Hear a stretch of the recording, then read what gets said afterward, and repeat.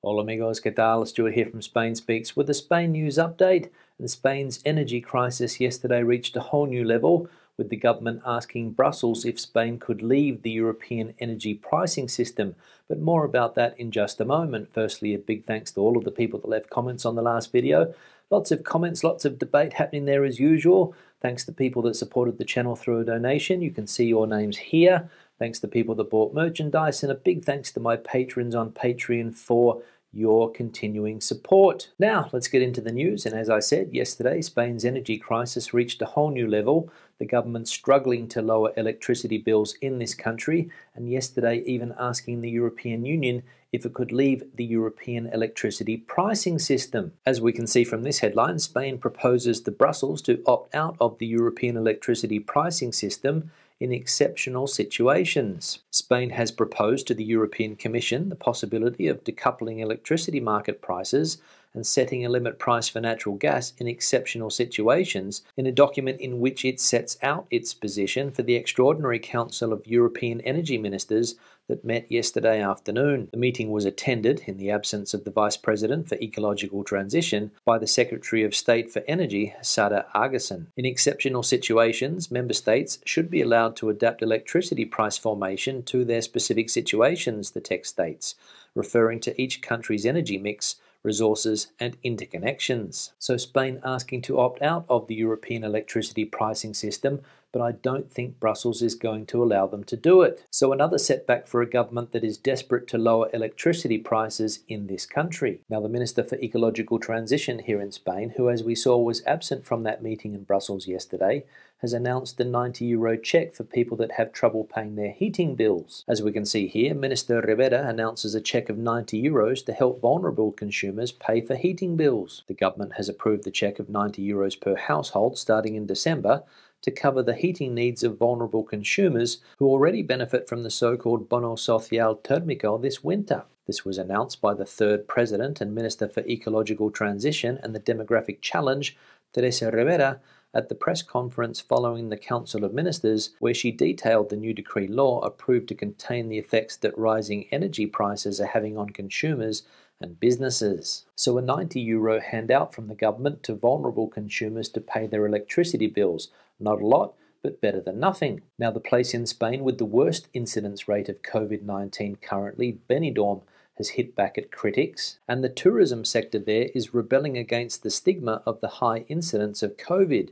It's not true, and it harms us, they say. Benidorm is a safe destination. This is the message that both the tourist sector of the Costa Blanca's capital and the town hall itself have taken on board, given the COVID incidence rate of 254.08 cases per 100,000 inhabitants, a situation of extreme risk that they want to qualify because it is beginning to harm them. The Tourism Association, HOSBEC, has launched a new campaign to reinforce health control measures, but insists that the accumulated incidence does not reflect the real situation and creates distortions that damage the image of the destination. They insist that the cumulative incidence data is calculated on the census population, 75,000 inhabitants, when, according to statistical data on water consumption and waste generation, the real population of Benidorm at this time is 180,000 inhabitants. They clarify. With this population ratio, the accumulated incidence would be below 100 cases per 100,000 inhabitants. So, there we go. According to the Benidorm Town Hall and the tourism sector there, nothing to worry about as far as COVID-19 is concerned, as the current population there is more than double the census. Now, keeping on the subject of Benidorm, we all know that British tourists have recently returned to that part of Spain, and according to some Brits in Benidorm that were interviewed by the newspaper El País, everything is easy here. The streets and beaches of Benidorm are beginning to recover their pre-pandemic pulse. The presence of British tourists is a good thermometer to measure the normality of the Alicante town. They have returned, although they are still far from the number that explains why the signs of many shops are written in English, and it is easier to watch an Arsenal game than a Valencia game on a big screen. Nevertheless, there is a British atmosphere, and not just because it is raining intermittently on Tuesday afternoon. Some bar, restaurant, karaoke pubs are already well attended at Spanish siesta time, especially in the roofed Some bar, restaurant, karaoke pubs are already well attended at Spanish siesta time, especially in the roofed part which is open to the street or on the beach promenade. In one of them, overlooking the island of Benidorm, a singer sings live 80s hits by Simple Minds or Rod Stewart. People drink quietly, some hum the lyrics, the vast majority without masks. Nor does it seem clear to the customers that it is compulsory if you don't eat or drink in the spaces that inhabit the paradox of the border, neither inside nor outside. So the British part of Benidorm starting to get a little bit of life back in its streets, especially in the bar, restaurant, karaoke pubs there. People sitting down, relaxing, having a drink, listening to their favourite 80s tunes, but not wearing masks. And the newspaper hinting at the fact that people might not know what the rules are here in Spain when it comes to mask wearing, or maybe they just don't care. But whatever the reason is, the British part of Benidorm coming back to life. Now the supply crisis here in Spain is making headlines today, and it's bad news for people that like a drink or two. And as we can see here, the supply crisis reaches bars and wineries. There are grapes, but there are no bottles or aluminium seals. The hospitality, nightlife, spirits and wine sectors are facing stock problems due to global supply chain tensions. There are shortages of some of the raw materials used to package these drinks, problems with the imported brands because the transport crisis is slowing down and making shipments more expensive. The domino effect starts with aluminium or steel and ends at the bar. There is a shortage, for example, of the steel used to make the containers that go on ships and where products are stored. Glass production is also slower than demand requires. Wineries are finding it difficult to bottle wine because they are starting to run out of this material. So the supply crisis starting to reach bars and wineries here in Spain.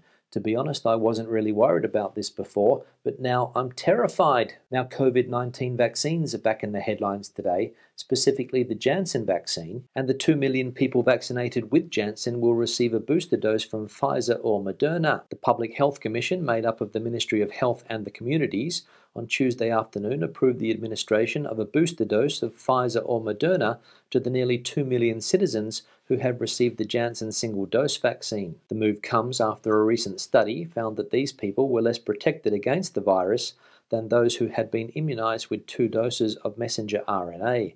The booster doses will be administered at least 3 months after the single jab. The Health Ministry has informed that the autonomous communities will begin with this booster dose from the 15th of November, prioritising the vaccination groups of the National Vaccination Strategy, which means that older people, or those who are part of some of the groups considered at risk, will receive it first. So, there we go. If you're living in Spain and you receive the Janssen vaccine, you will no doubt be called up shortly to receive a booster shot of either Pfizer or Moderna. Now let's have a look at a summary of the health situation in Spain. We can see that the accumulated incidence rate is sitting at 46.01. Hospital admissions are unfortunately up 15% on previous data. There are currently 1,753 COVID patients hospitalised around the country, and there are 434 COVID patients still in ICU. Now, it's time for a strange Spain news story. And today we'll look at the story of a mother who has lost custody of her son because, according to a judge, she lives in deep rural Galicia. The head of the Court of First Instance, number 7 of Marbella, has granted the guardianship and custody of a 13-month-old child to his father after reproaching the mother for a deplorable attitude by taking the child to Galicia without having obtained prior judicial authorization. This is stated in the order, which has caused controversy because among the arguments put forward by the judge, she cites that the mother has taken the child to a village in deep Galicia instead of living in a cosmopolitan city such as Marbella. The family judge considered that living in a town located in the area of the estuary of Muros and Noia, A Coruña, deprives the 1-year-old child of multiple possibilities for the proper development of a child's personality and for him to grow up in a happy environment. So there we go. That was the strange Spain news story of the day, a story about how a family court judge in Marbella, down there in Malaga, doesn't think that it's a good idea for a child to be brought up in a rural area in the north of the country, and that the child needs to grow up in a happy environment, for example, in the city of Marbella. Now let's have a look at some of the comments from previous videos. One here from Brady Stewart. Are you near a Costco? Here in the US, Costco usually has the best gasoline prices. Yeah, Brady, thanks for the comment, but unfortunately I don't live near a Costco, so I can't take advantage of that cheap fuel. In fact, I think the nearest Costco to me is about 15 or 20 kilometers away, so I don't think it would be worth it. I know a few people that do fill up their car at Costco, but it's because they either live or work in the area or they do their shopping there. But as I said, it's not my case. One here from Kathy, $1.80 here in Aussie a litre. Yeah, Kathy, thanks for the comment, and I have seen that petrol prices in Australia are also rising, and I read an article in a paper yesterday that said that they're going to hit $2 a litre pretty soon. So it seems that it doesn't matter where you are at the moment, it is expensive to fill up the car. And the question now is, how high are those prices going to go? What is the limit going to be? One here from Subaru for me. What was with all of those trailers parked on the side of the road? Homeless folks? Yes, Subaru for me, thanks for the comment. Obviously referring to something that you saw in yesterday's video, all of those trailers or caravans that were parked on the side of the road. And the reason they are parked there is because the local town hall has designated that area for caravans, and everybody who has a caravan in this city has to park them there. And no, they are not full of homeless people. One here from Wendy. Oh, lovely to be out on the road in Spain. I could almost smell it. Thank you for all your time you put into these videos. It keeps us interested and involved. No Mia on the back seat though. Yeah, Wendy, thanks for the comment, and good to see that the videos keep you interested and involved. I decided to break it up a little bit yesterday, change my routine, get out and about, and record a video in the car, which I haven't done for a while. There's a little bit more work involved with that type of video, especially when it comes to editing, but I think it's worth it so that you guys can see something a bit different. And you're right, there was no Mia on the back seat. One here from Colin. Hi Stu, couldn't help noticing how few cars were moving along your route.